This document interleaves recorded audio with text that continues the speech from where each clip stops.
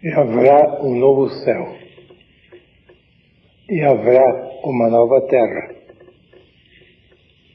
e o reino de Deus será proclamado sobre a face da terra.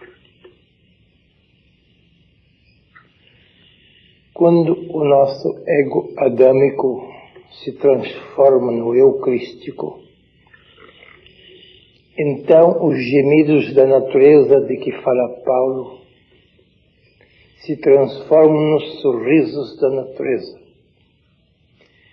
e as dores de parto se transformam nas alegrias do homem crístico recém-nascido.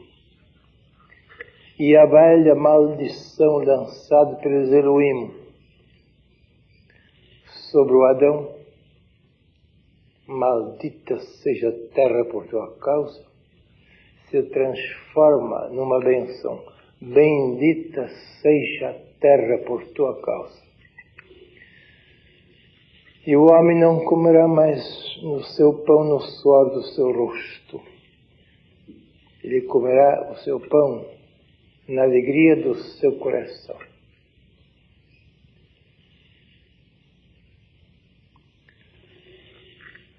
E a atitude do homem em face da natureza não será mais uma atitude de hostilidade como hoje. A natureza não nega nada ao homem. O homem não precisa trabalhar no suor do seu rosto pelo dever, mas pode trabalhar na alegria do seu coração pelo querer. Ele não trabalha mais para viver, ele vive para trabalhar. Haverá um novo céu e uma nova terra. Então a relação entre o homem e a natureza será totalmente diversa. A natureza não será mais nosso inimigo como é agora, negando-nos tudo, obrigando-nos a trabalhar duramente para podermos viver. Não.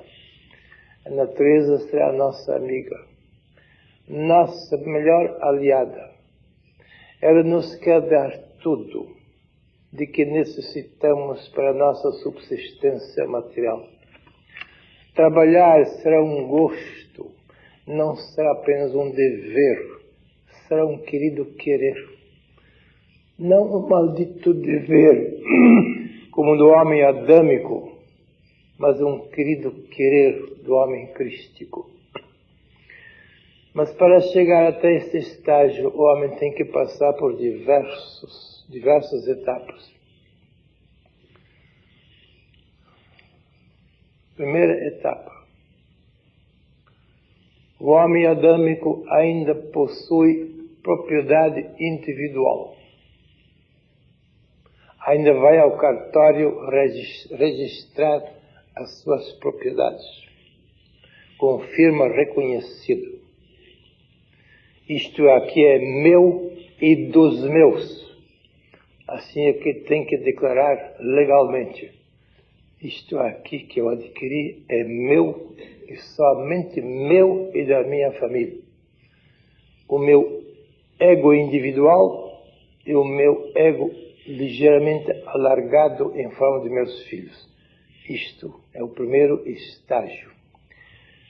Mas isto ainda é completo analfabetismo espiritual. Quando ele passa um pouquinho adiante, o homem também ainda vai ao cartório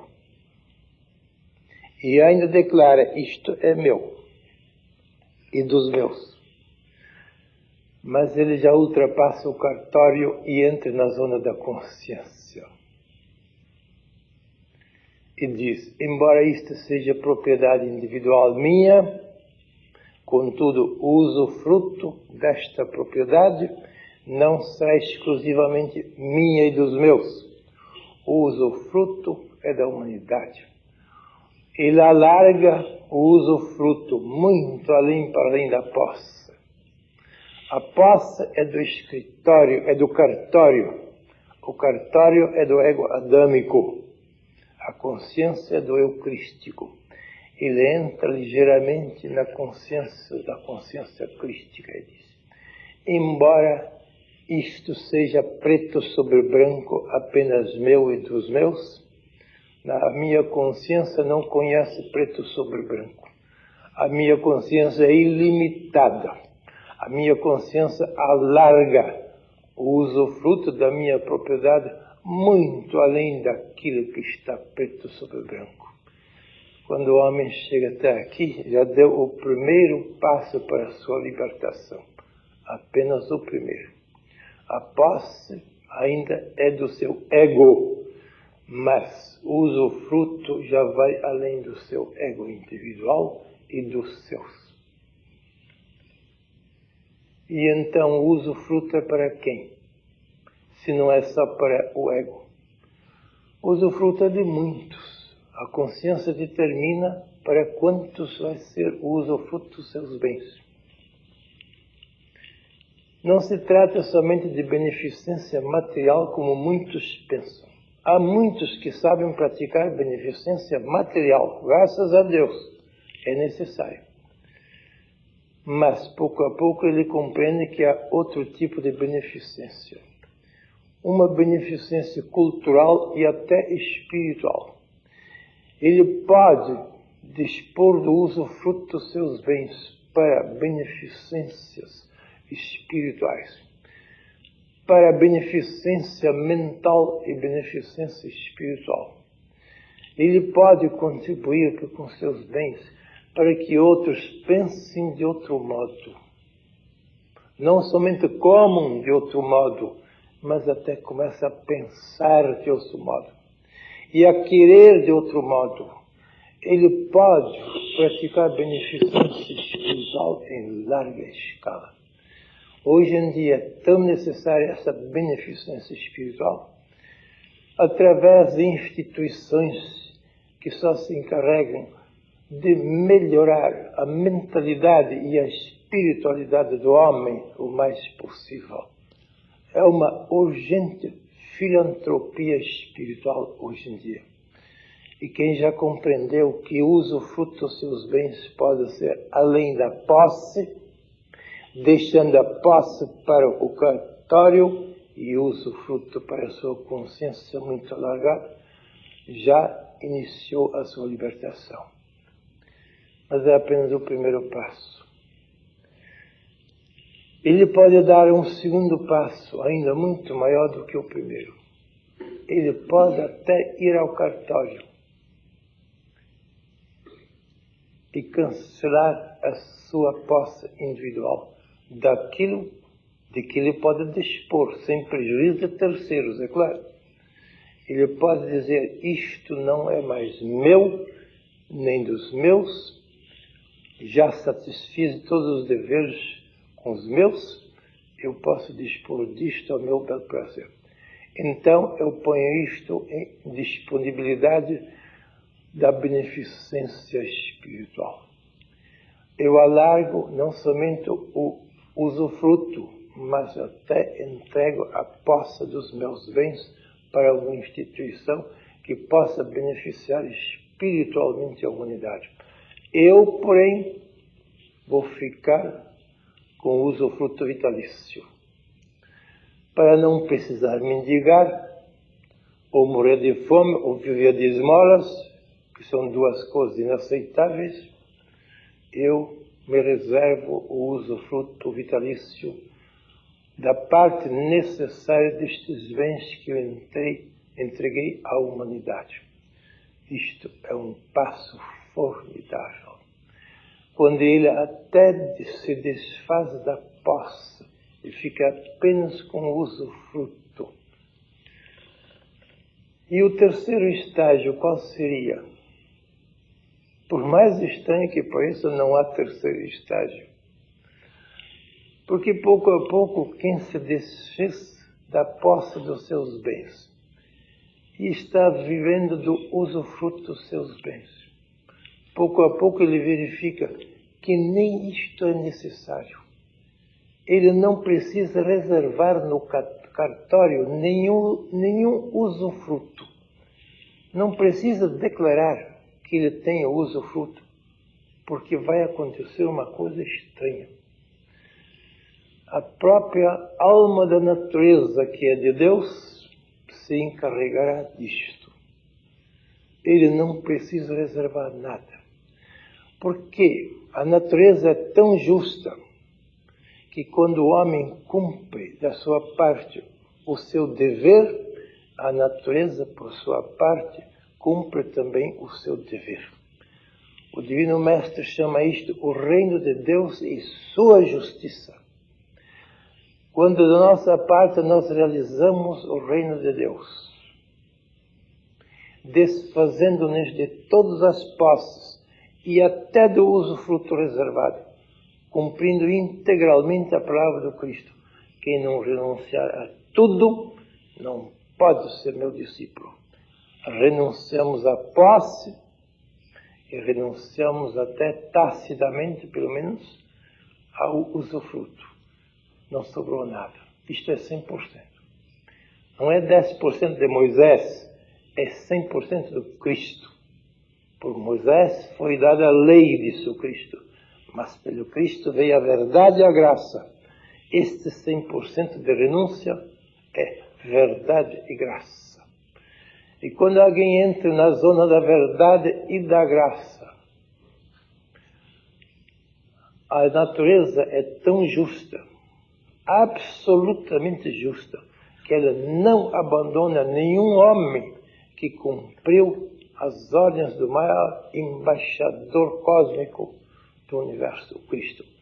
Renunciou a tudo, realizou o reino de Deus dentro de si, e a natureza diz: esse homem está 100% com Deus, então nós vamos estar 100% com ele. E então começa esta coisa estranha que nenhum profano pode compreender. Quando um homem renuncia voluntariamente a tudo, à posse e até o usufruto, então nunca lhe falta nada. Não precisa mendigar, que a natureza não manda mendigar. Também não precisa morrer de fome, porque a natureza não deixa morrer de fome a quem realizou o reino de Deus.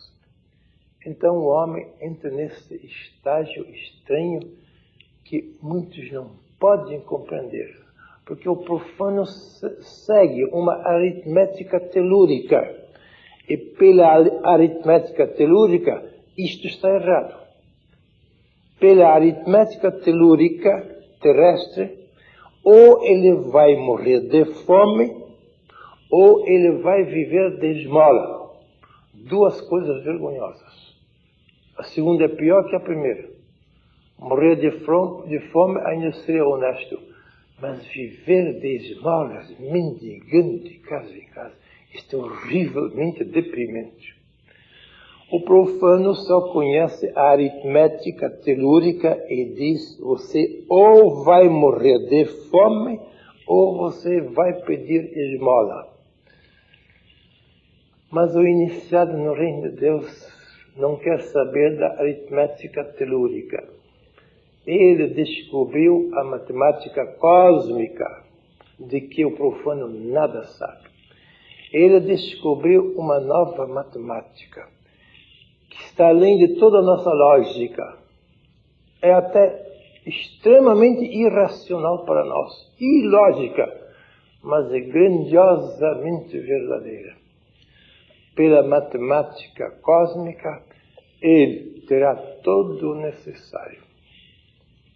Porque se ele se entregou ao Deus da natureza, ele se entregou integralmente ao Deus da natureza. Por isso, a natureza de Deus tratará integralmente dele. Nunca lhe faltará nada que seja necessário para uma vida decentemente humana. Naturalmente, não para o luxo, porque o luxo não é do reino de Deus. O luxo é egoísmo.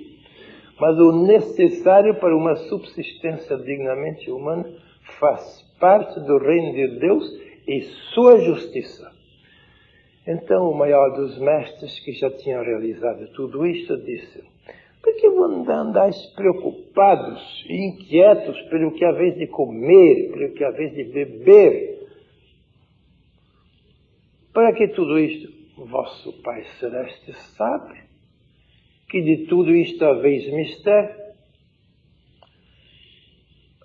Realizai tão somente em vós o reino de Deus e sua justiça, e tudo isto vos será dado de acréscimo. Esta é a fórmula da grandiosa matemática cósmica. Agora, se alguém quer abandonar tudo sem ter realizado o reino de Deus, vai ver que não dá certo. Alguém já tentou isto. Escrevi um caso destes no meu livro Luz e Sombra da Alvorada. Como alguém colocou o carro diante dos bois. Como alguém enfileirou muitos zeros e se esqueceu do 1. Natural, muitos zeros não são nenhum valor. 1000 zeros são zero. E ele se esqueceu do 1 no início da longa fila de zeros.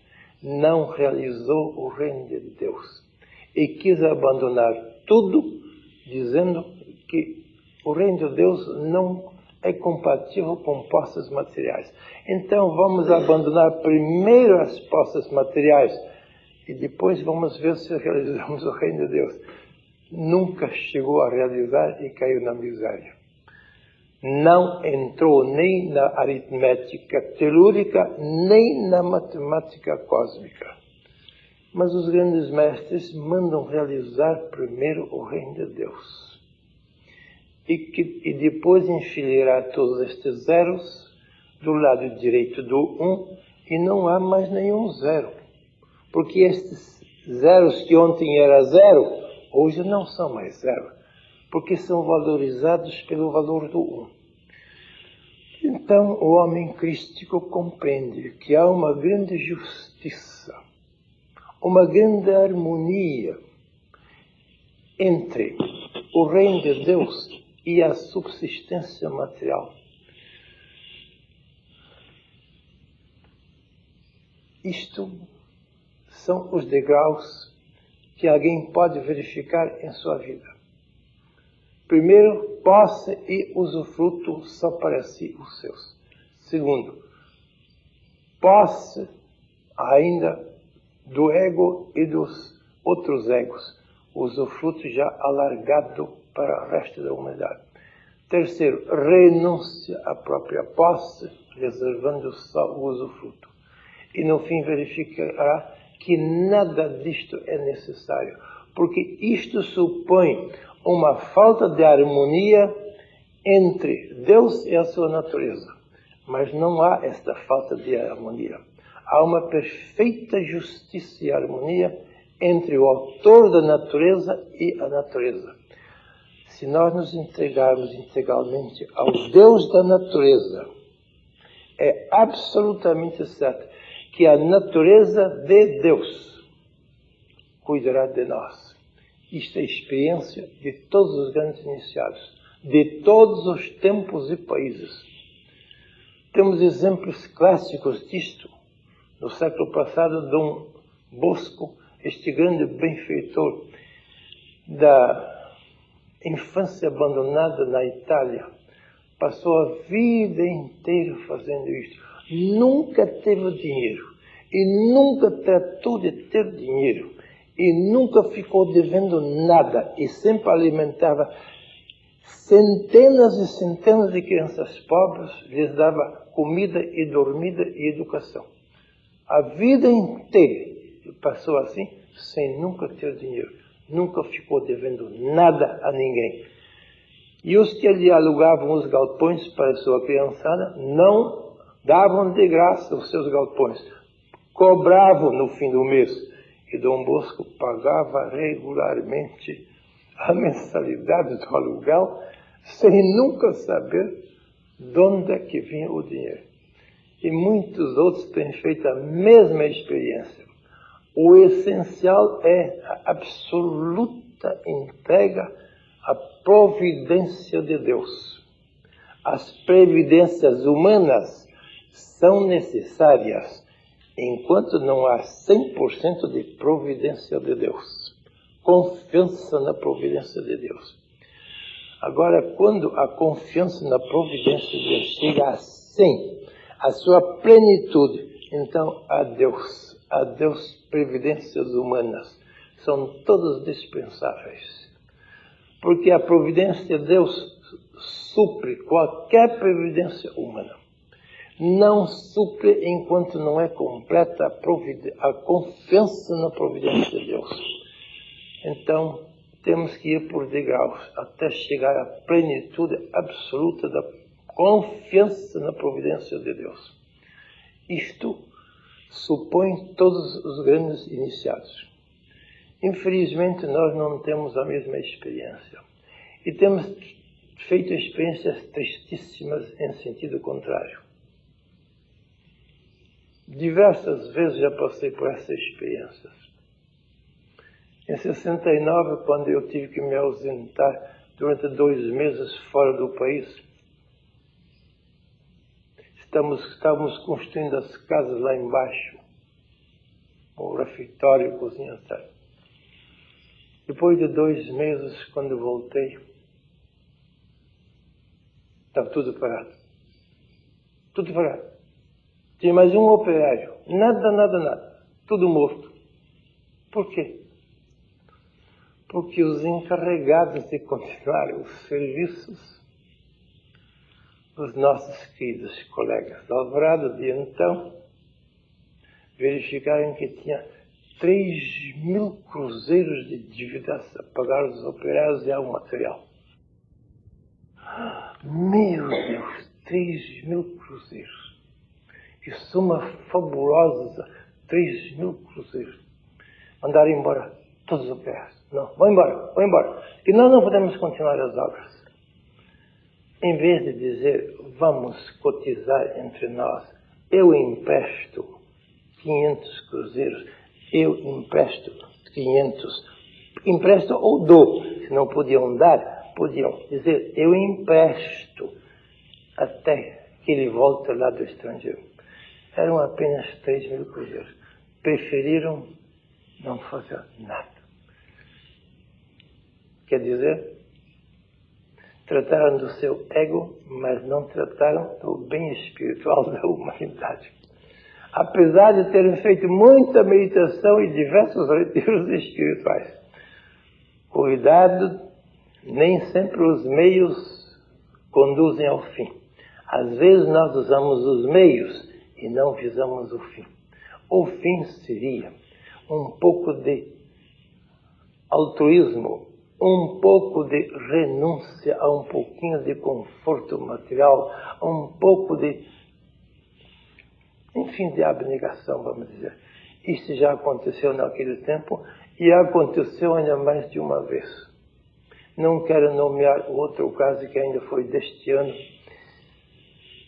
em que também tínhamos que pagar uma certa dívida, mas tivemos que levantar um empréstimo pesado num banco, em vez de cotizar entre nós ou emprestar voluntariamente sem juros o que estamos devendo. Quer dizer que nós ainda estamos grandemente na consciência adâmica do ego. Não estamos na consciência crística do eu. Porque a consciência crística está sempre disposta a todos os sacrifícios, a toda a abnegação, a toda a renúncia, se for necessário pelo bem espiritual da humanidade. Talvez alguns estejam na consciência de Moisés. Moisés manda renunciar a 10% das suas posses em bem espiritual e filantrópico da humanidade. 10% é de Moisés. 0% é do ego adâmico. 10% de renúncia é do ego mosaico. E 100% é do eu crístico. Quem é que chegou a isto? Bem, o ego sempre diz, isto não é prudente, isto é perigoso. E é perigoso mesmo. Para o ego é perigoso fazer isto. Praticar essa matemática cósmica do Cristo é muito perigoso para quem está integralmente ou preferencialmente no ego. Mas por que é que nós não podemos ultrapassar o velho ego adâmico, que já é tão velho e tão decrépito, que já seria mesmo tempo para o substituir pelo novo eu crístico? Mas poucos conseguem fazer isto. Meus amigos, abismemos-nos um pouco nesta evolução ascensional da nossa humanidade. E examinemos em que ponto nós estamos. Se estamos ainda no analfabetismo completo do ego adâmico, ou se iniciamos a escola primária no ego mosaico, ou se já estamos na universidade do espírito, do eu crístico. Faça cada um sinceramente o exame para o resto da sua vida.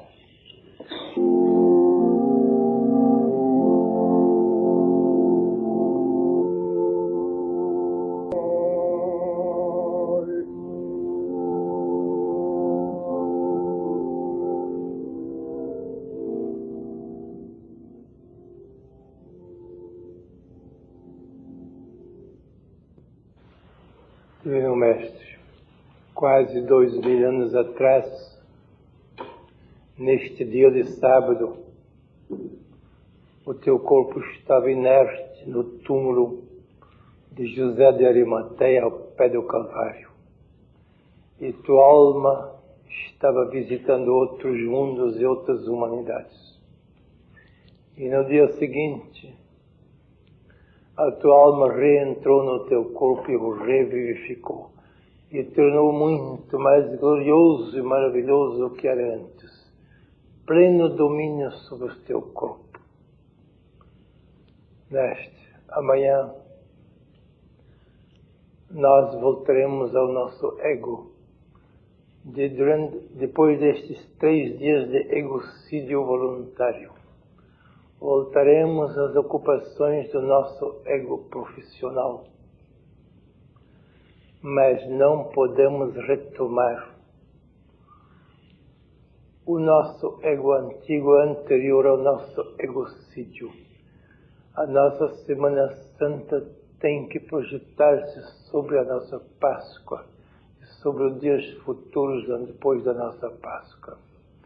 Por isso, aqui diante da tua imagem, e na tua presença real que prometeste estar conosco todos os dias, nós queremos identificar a nossa vida posterior ao nosso retiro, assim como tu transformaste completamente a tua vida depois da tua morte voluntária.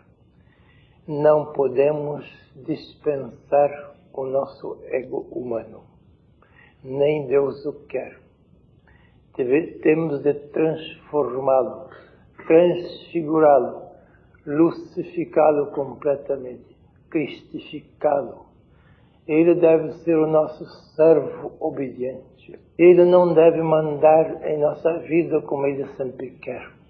Ele tem que executar, dócil servo obediente, as ordens do nosso eu crístico. Que estes dias de egocídio, porque passamos voluntariamente, seja os dias da nossa completa transfiguração. Que o nosso ego humano daqui por diante se ponha voluntariamente à nossa retaguarda como servo, porque outrora o nosso ego era o pior inimigo do eu, mas daqui por diante o nosso ego não pode mais ser o pior inimigo do nosso eu. Daqui por diante o nosso ego humano tem que ser o servo obediente, alegre e feliz, servindo o nosso eu crístico em tudo que for necessário para a nossa autorrealização, para a nossa cristificação. seja esta a nossa gloriosa ressurreição. Não uma dissociação entre o ego e o eu, mas uma completa harmonia e sintonia e colaboração entre o nosso eu divino e o nosso ego humano. Assim seja.